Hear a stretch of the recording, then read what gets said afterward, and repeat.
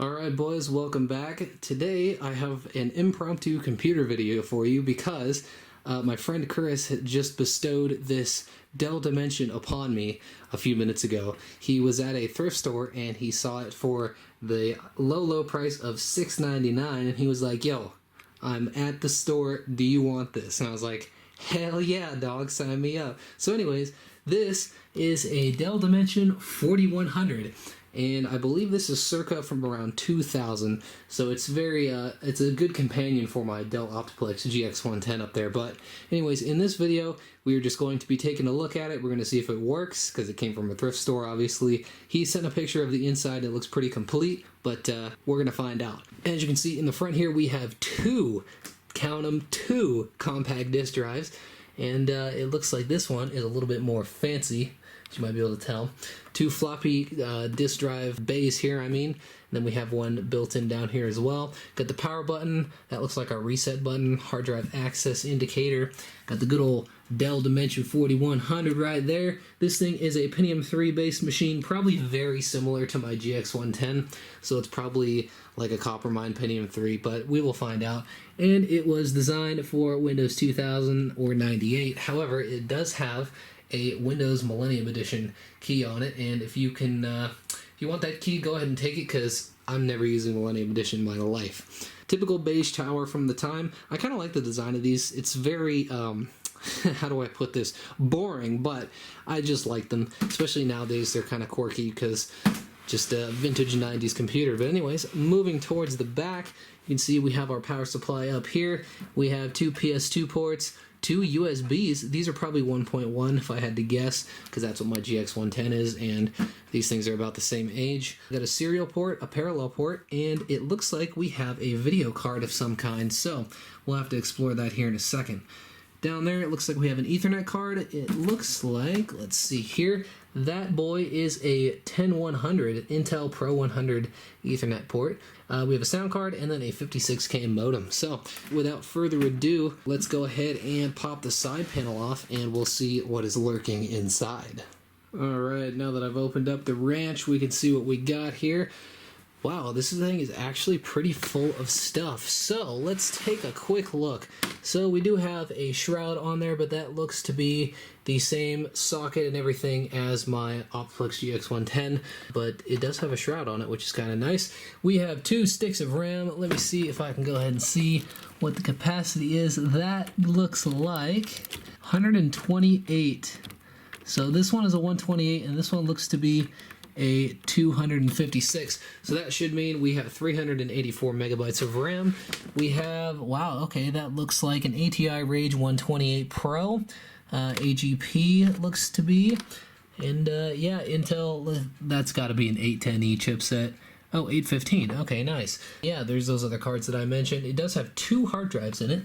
Let's see. The first one is an IBM DeskStar. That guy is 46.1 gigabytes. Interesting. And this one looks to be a Seagate.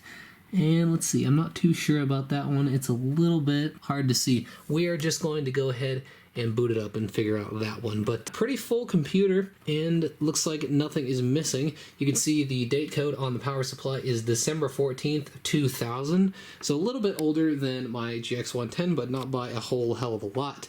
Anyways, let's go ahead and plug this thing in and see if she'll boot. Alright boys, we are ready to go. Smoke test! That's a good sign.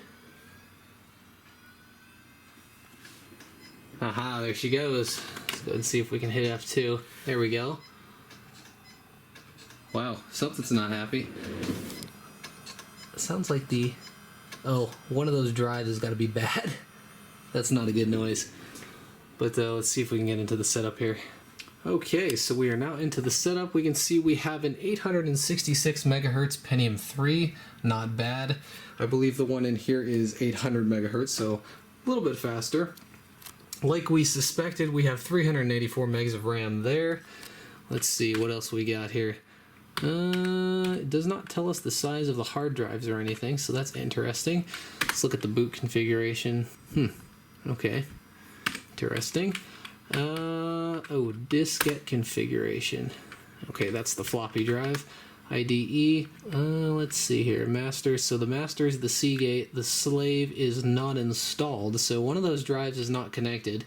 And obviously the front one was the Seagate. So that's interesting.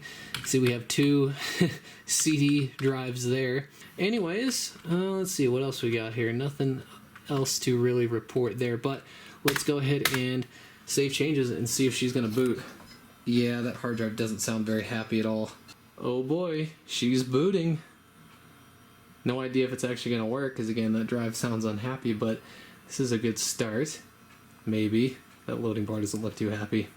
I stand corrected. We hit a desktop. Excellent.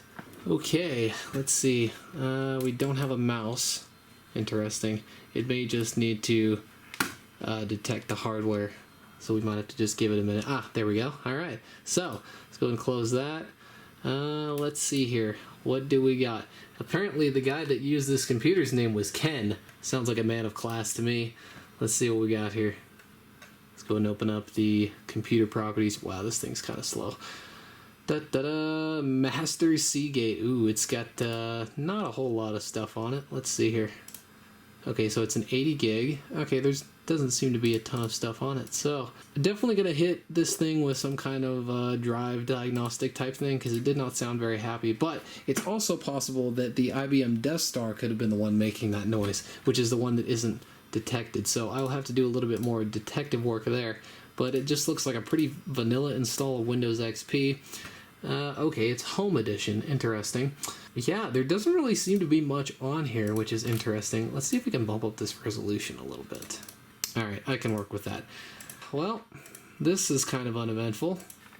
So, I guess that's going to be about it for now. We got a working thrift store Dell, and I don't know, there might be another video on this thing, there might not, but for now, that is going to be it. We scored a working Dell Dimension 4100 for $7. So, thank you guys for watching, and I will see you guys in the next video.